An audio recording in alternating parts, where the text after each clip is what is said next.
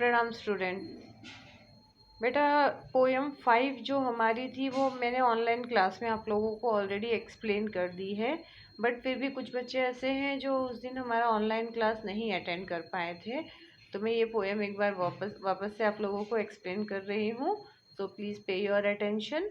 और दूसरी बात ये भी है कि ये पोयम ही नहीं, लगभग जो भी चैप्टर ऑनलाइन चलेंगे उसकी वीडियोस भी आप लोगों को सेंड किए जाएंगे, अपलोड होते रहेंगे, तो आप लोग देखते रहना एज पर योर कन्वीनियंट, जैसे आप लोगों को लगे, आप लोग जिस हिसाब से पढ़ सको। Okay, so now I am starting your fifth poem, that is a legend of the Northland. Northland is a place. ठीक है, तो नॉर्थलैंड के बारे में यहाँ पे बताया गया है, एक स्पेशल स्टोरी है जिसे पोयम के फॉर्म में लिखा गया है। This poem narrates the legend of an old lady who angered Saint Peter because of her greed. ये जो पोयम है ना, ये एक बूढ़ी औरत की कहानी है जो सेंट पीटर को अपने लालच की वजह से क्या करती है, गुस्सा दिला देती है। सेंट पीटर को गुस्सा आ जाता है उस ओल्ड लेडी पर। अब वो क्या होता है वो पूरा हम लोग इसमें पढ़ेंगे। Away away in the Northland where the hours of the day are few. मतलब away away in the Northland, away मतलब दूर दूर दूर, बहुत दूर नॉर्थलैंड में। Where the hours of the day are few, जहाँ पे दिन यानी उजाला जो होता है, दिन का जो समय होता है वो बहुत कम होता है। And the nights are so long in winter that they can not sleep them through. और रातें इतनी लंबी होती हैं वहाँ पर ठंडियों में कि वो लोग पूरी रात सो नहीं सकते। अब क्योंकि अब ये समझो कि आप रात में, हम मुश्किल से 7 घंटे 8 घंटे सोते हैं, लेकिन यहाँ पे अगर हम इंडिया की बात करते हैं तो इंडिया में भी हम देखते हैं कि जब विंटर यानी ठंडियों का मौसम आता है, सर्दी का मौसम आता है, तो उसमें क्या होता है, दिन छोटे हो जाते हैं और रात लंबी हो जाती है। नॉर्थलैंड एक ऐसी जगह है जहाँ पे दिन का जो टाइम होता है वो कम होता है, जबकि रातें जो है वो बहुत लंबी होती हैं। और ठंडी में अक्सर करके वहाँ पे रात और ज़्यादा लंबी हो जाती है, तो पूरी रात तो लोग वहाँ पे सो नहीं सकते हैं। Where they harness the swift reindeer to the sledge when it snow. जहाँ पर जब बर्फ़ गिरती है, जब बर्फ़ पड़ने लगती है ना, तो लोग जो है अपने स्लेज, स्लेज किसे कहते हैं हम, गाड़ी को, जो जैसे हम कहते हैं ना बुलक को बांध देते हैं तो बुलक काट हो जाता है, उसी तरह रेंडियर को स्लेज वो व्हीकल होता है उस तरह का बनाया जाता है जो स्नो में चल सके, बर्फ़ में चल सके।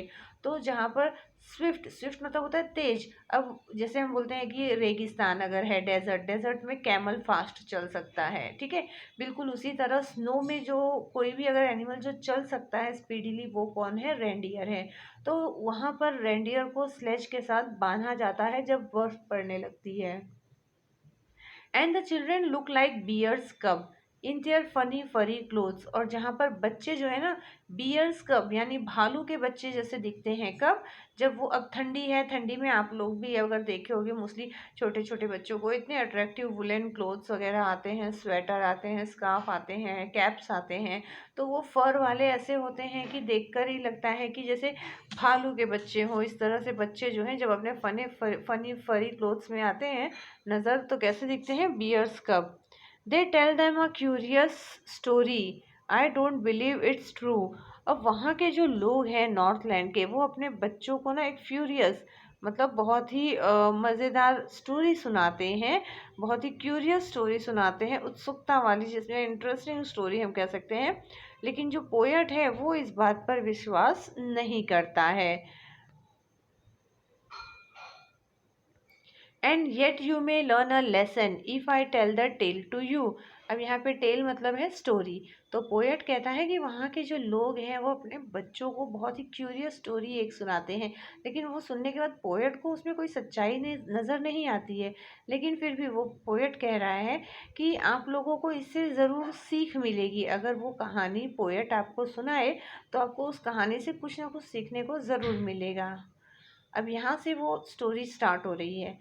Once when the good Saint Peter lived in the world below and walked about it preaching just as he did you know। तो यहाँ पे एक समय की बात है, एक बार की बात है, एक गुड पीटर, मतलब एक अच्छे संत जो थे, नाम था उनका पीटर, जो इस दुनिया के एक कोने में रहते थे, एक जगह रहते थे। वो लोगों में प्रीचिंग मतलब ज्ञान बांटते हुए, लोगों को कुछ न कुछ उपदेश देते हुए, सिखाते हुए वो जा रहे थे। जैसा कि हम सब जानते हैं कि साधु संतों का काम क्या होता है, वो लोग लोगों में ज्ञान बांटते हैं, जागरूकता फैलाते हैं, अच्छी अच्छी धार्मिक चीज़ें बताते हैं। तो इसी तरह सेंट पीटर भी लोगों को ज्ञान बांटते हुए जा रहे थे। He came to the door of a cottage in travelling round the earth. अब पूरी दुनिया का चक्कर लगाते हुए वो एक छोटे से मतलब घर के दरवाजे के पास आते हैं। Where a little women was making cake, जहाँ पर एक छोटी सी औरत जो थी वो केक बना रही थी। And baking dame on the hearth, hearth is a place जहाँ पर क्या किया जाता है, केक को बेक किया जाता है, पकाया जाता है। तो वो क्या कर रही थी, हर्थ में क्या कर रही थी, केक को बना रही थी। And being faint with fasting, for the day was almost done, he asked her from her store of cakes to give him a single one। क्योंकि दिन बहुत लंबे थे और मतलब काफ़ी समय बीत गया था, काफ़ी समय के फास्टिंग, मतलब इतने दिनों से सेंट पीटर ने कुछ खाया नहीं था, उसकी वजह से वो बहुत वीक होते जा रहे थे। तो जब वो उनके उस कॉटेज के दरवाजे के पास पहुंचते हैं उस ओल्ड लेडी के, तो वो उससे एक केक मांगते हैं कि वो अपनी केक की दुकान में से उसे एक cake they they. So she made a very little cake, but as it baking lay, she looked at it and though it seemed too large to give away, तो वो जो ओल्ड लेडी थी वो जब क्या करती है अपने दुकान में से, क्योंकि वो सब केक बेक कर रही थी, पका रही थी, तो वो देखती है। देखने के बाद वो मतलब सोचती है कि चलो इसको एक छोटा सा केक बनाकर दिया जाए। तो वो एक छोटा सा केक बनाती है और उसे बेक करने के लिए रख देती है। लेकिन जब उस केक पे उसकी नज़र पड़ती है तो उसको लगता है कि देने के लिए, किसी को देने के लिए ये केक क्या है, बहुत बड़ा है, too large to give away, बहुत ज़्यादा बड़ा है देने के लिए। Therefore she needed another and still a smaller one, इसलिए फिर वो दूसरा केक बनाती है और ये दूसरा केक क्या होता है, पहले वाले से भी छोटा होता है। But it looked when she turned it over as large as the first had done, लेकिन जब वो उसकी तरफ मुड़ती है तो वो केक भी उसको उतना ही बड़ा नजर आता है जितना पहले वाला रहता है। Then she took a tiny scrap of dough and rolled it flat, फिर वो एकदम छोटा सा डो लेती, मतलब केक बनाने के लिए उसका छोटा सा पार्ट लेती, एकदम छोटा, और उसको एकदम फ्लैट, एकदम पतला बेल देती है। And baked it thin as a wafer, और वो कितना पतला होता है, वेफर आप चिप्स वगैरह खाते हो ना, बिल्कुल चिप्स जितना पतला वो उसे बेक करती है, पकाती है। But she couldn't part with that, लेकिन वो इतनी ग्रीडी थी, इतनी लालची थी कि वो उसके साथ भी हिस्सा नहीं कर सकी, मतलब वो उस छोटे से वेफर जैसे केक को भी नहीं दे सकी। For she said, my cake that seems too small, when I eat of them myself, are yet too large to give away। तो कहती है, क्योंकि ये जो केक मैंने बनाया है जो मुझे इतना छोटा लग रहा है, लेकिन अगर मुझे वो खाना है तो कैसा है वो, when I eat of them myself are yet too last to give away, मतलब अगर मैं खाऊं तो मेरे लिए वो केक कैसा है, छोटा है, लेकिन अगर मुझे किसी को देना है तो देने के लिए वो केक कैसा है, बड़ा है। यानी वो बहुत ग्रीडी थी, अगर उसे कोई चीज़ मिल रही है तो ये तो थोड़ा सा है, बट अगर उसे किसी को देना है तो उसके लिए वो केक कैसा हो जा रहा था, बहुत बड़ा हो जा रहा था। So she put them on the shelf, तो इसलिए वो क्या करती है, वो वेफर जैसे केक को भी किस में रख देती है, सेल्फ में रख देती है, कबर्ड में। Then good Saint Peter grew angry, for he was hungry and faint. अब उसकी ये हरकत देखकर सेंट पीटर बहुत गुस्सा हो जाते हैं, क्योंकि वो भूखे भी थे और वो मतलब भूख के कारण उनको वीकनेस भी हो गई थी। And surely such a woman was enough to provoke a saint, और मतलब बिल्कुल इस तरह की औरत जो होती है वो एक संत को गुस्सा दिलाने में, प्रोवोक मतलब टू मेक एंग्री, किसी को भी गुस्सा दिला सकती है। श्योर वो मतलब इतना तो काफ़ी था एक संत को गुस्सा दिलाने के लिए। And he said, you are far too selfish to dwell in a human form. तो वो जो सेंट पीटर थे उनको बहुत ज़्यादा गुस्सा आ जाता है, तो वो उसको कहते हैं कि इंसान के रूप में रहने के लिए तुम बहुत स्वार्थी हो। टू ड्वेल मतलब रहना, जहाँ पर हम रहते हैं, तो इंसान के रूप में तुम रहने के लिए कैसी हो, फार टू सेल्फिश, बहुत ज़्यादा स्वार्थी हो। To have both food and shelter and key fire to keep you warm, मतलब तुम इतनी ज़्यादा स्वार्थी हो कि तुम इंसान के रूप में रह ही नहीं सकती हो।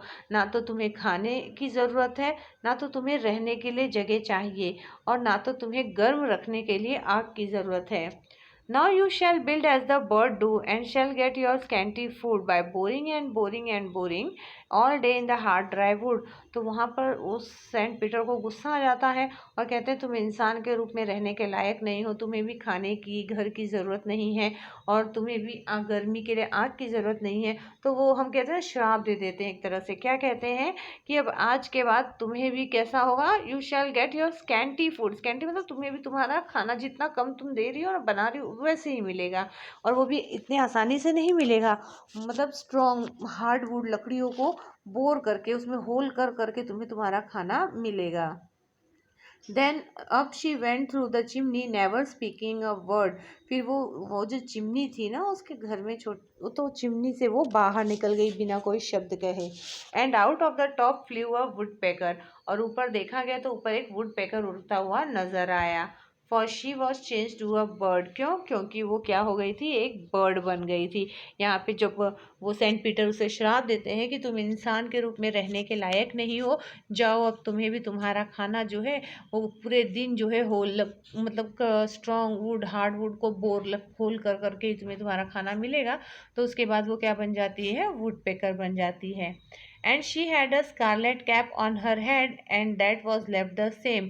उसने उस समय वो ओल्ड लेडी जो है ना वो अपने सिर पर एक स्कारलेट मतलब डार्क कलर की कैप पहन रखी थी, डार्क रेड कलर की कैप पहन रखी थी, जो कैप उसके वो उस अभी भी मतलब बिल्कुल उसी तरह ऊपर नजर आ रही थी। But all the rest of her clothes were burned black as a coal in the flame. लेकिन उसके सारे कपड़े जो उस लेडी ने पहने थे चिमनी के थ्रू जब वो निकल रही थी उसको श्राप मिल गया था, तो सारे कपड़े उसके जल गए थे।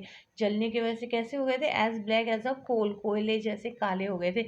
इसलिए वुड पेकर आप देखते हो ना, वुड पेकर ब्लैक कलर का होता है, और उसके ऊपर जो मतलब देखोगे रेड कलर की कलगी या गले पे ऐसा नज़र आएगा, सर पे उसके कलगी जो होती है ना रेड कलर की नज़र आती है। तो वो क्या बोला गया है कि उसने जो कैप पहन रखी थी वो उसी तरह की थी, वो नहीं जली, लेकिन बाकी उसके कपड़े जल गए और वो ब्लैक कलर की हो गई। And every country school boy had seen her in the wood. और जितने भी मतलब देश के स्कूल के बच्चे हैं सभी लोगों ने उसे जंगलों में देखा है। Where she lives in the tree till this very day, मतलब आज तक वो वहीं पे रहती है। कहाँ पर, जंगलों में, पेड़ों के ऊपर लकड़ियों में होल करके, पेड़ों में होल कर करके वो अपना खाना ढूंढती है। Boring and boring for food, खाने की तलाश करती है किस तरह से होल कर करके।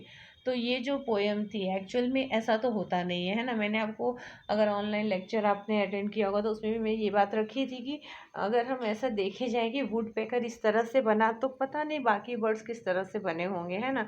बट जैसे पोएट को विश्वास नहीं हो रहा था कि ये सच है, ऐसे हम में से भी most of even I also don't believe कि ऐसा कुछ हुआ होगा। लेकिन ये तो क्या एक स्टोरी के थ्रू हमको सीख दी जाती है कि लालच का परिणाम कितना बुरा होता है। हमें अपनी चीज़ों को ज़रूरतमंदों के साथ शेयर करनी चाहिए, ठीक है। तो बेटा यहाँ पे हमारा ये 5th पोएम कंप्लीट हो रहा है, और प्लीज़ यूनिट टेस्ट के लिए अच्छे से प्रिपेयर करो और सभी अच्छे से लिखना। ओके, प्रणाम।